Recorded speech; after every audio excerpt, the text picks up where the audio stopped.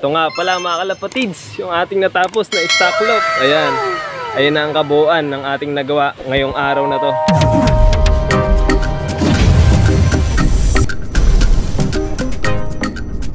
Ayan.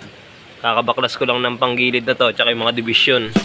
Ito, tinanggal ko na nga itong pinaka-flooring nila. Kasi nga napakarumi pag itong screen yung gamit natin. Tingin nyo naman, oh.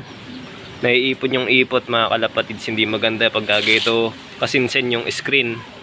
Kaya hindi ko recommended na maglagay kayo ng ganito sa mga kulungan nyo mga kalapatids. At naiipon nga yung mga ipot. Mas maganda talaga yung medyo malalaki yung spacing ng mga ganito. Ayan mga kalapatids, nalis na natin. At gagawin nga natin tong stock loop.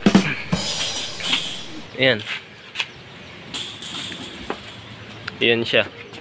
Dati nating breeder cage to dun sa ating pliers loop na nakalagay dun sa loob yan mga tropa. Inalis ko na nga at napakarumi na. Ngayon gagawin nating stock loop to para yung mga stock bird natin dun sa loob maialis natin dun. Kasi nga pag nagpaparonda ako hassle pa.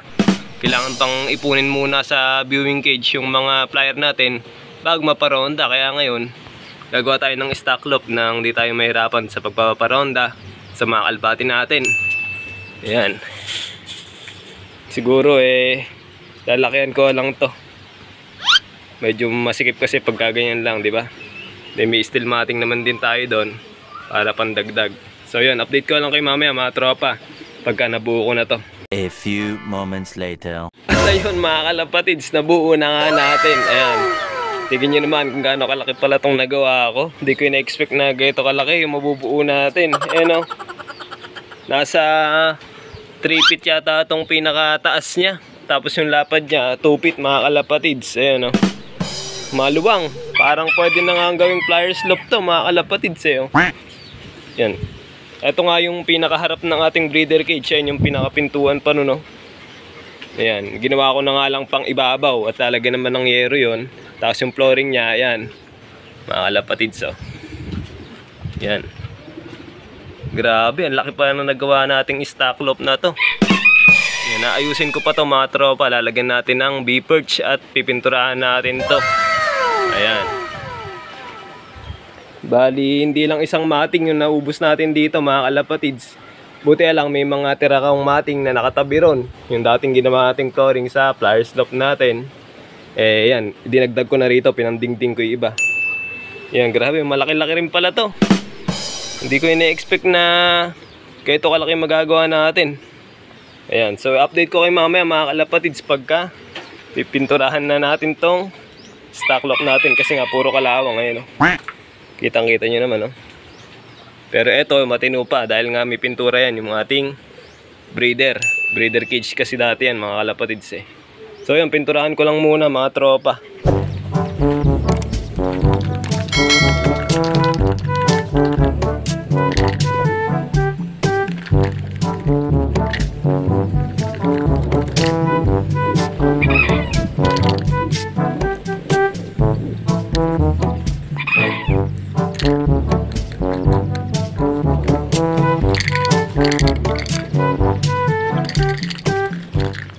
So ayan mga kalapatids, paubos na nga. At etong harap lang na pinturahan natin. Ayan lang naman kasi mahalaga dyan yung nakikita no. Kaya ito lang muna ang inuna ko. Buti na nga lang napinturahan ko na agad yung buong harap. At yung iba nga ayan, di naabot na mapinturahan mga kalapatids.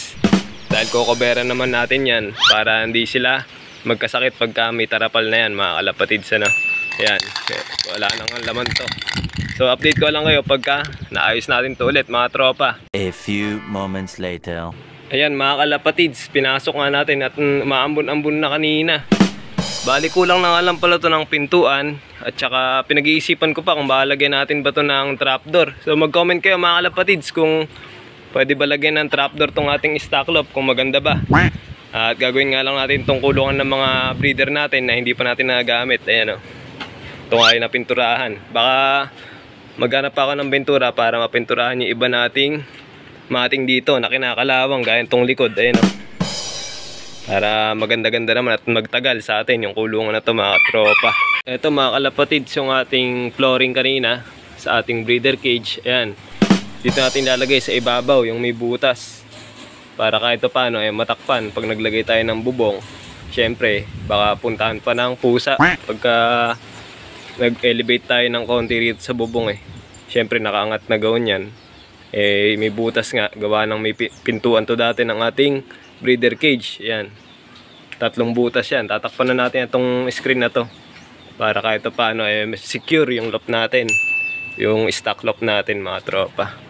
Ayan. Tatalian ko lang yan para hindi na maalis, mga kalapatids. Alright. At sa mga nagtatanong nga pala, mga kalapatids, kung paano diskarte natin sa mga ganitong B-perch, lalo sa mga steel matting, gaya ng gawa natin na kulungan na yan, ganito lang, mga tropa.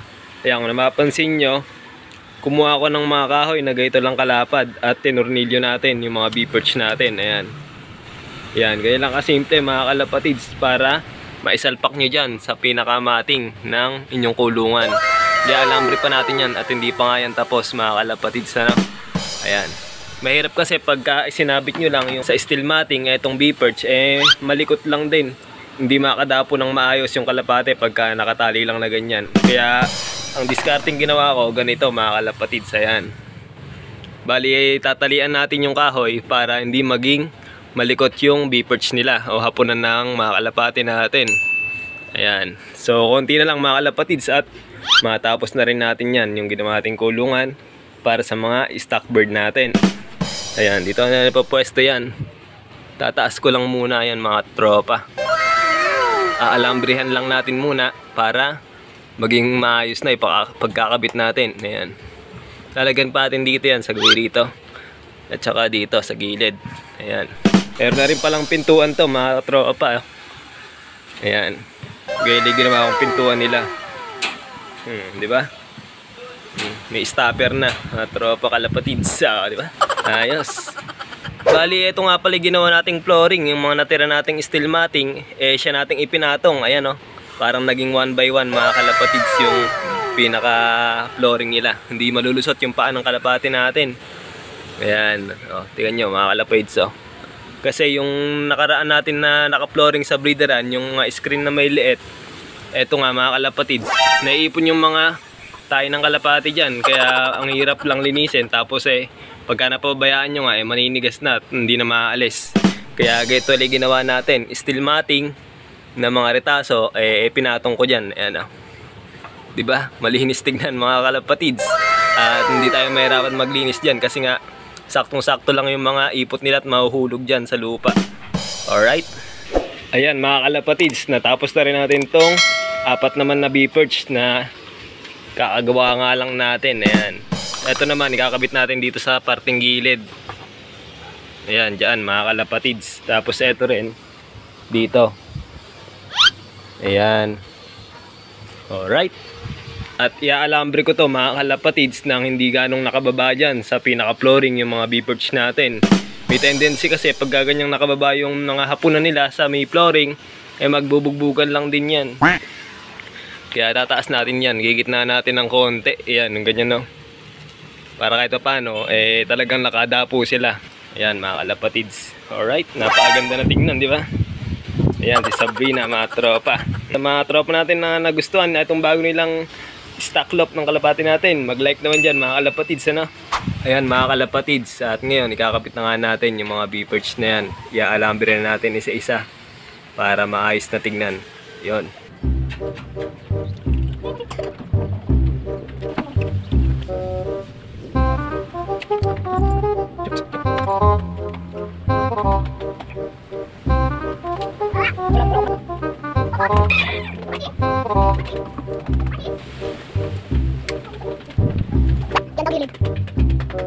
So ayan, mga kalapatids, kinulang tayo ng alambre. Itong aray na ikapit natin. Ayan.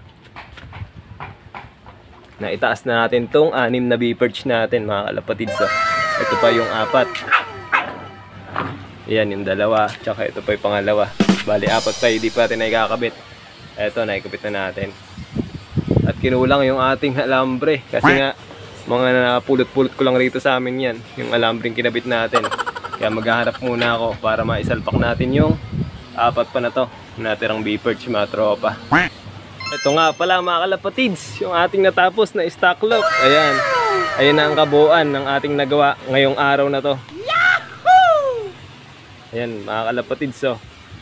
Sa mga gusto gumaya, ayan, libreng libre, pwede nyo gayahin mga kalapatids. Pwede ring pliers loop yan. Yan, pag-iisipan ko pa kung lalagyan natin to ng trapdoor.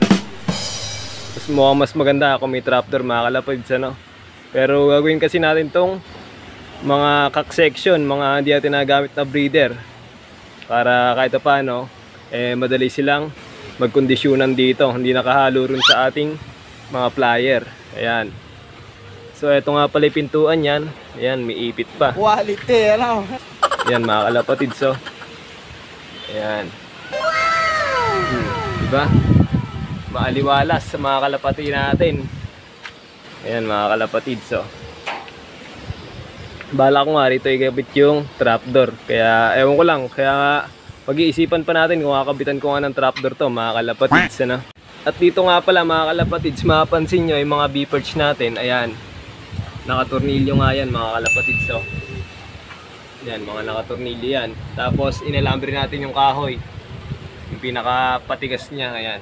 Kaya napakatibay niyan mga kalapatids, ha. Hindi malikot yan, no? Kahit galaw-galawin ng kalapatin yan. Kasi pagka sa steel matting nyo lang nirekta, maluwag yan at maalis. Kaya mas maganda lagyan nyo ng pampatigas gaya niyan, no?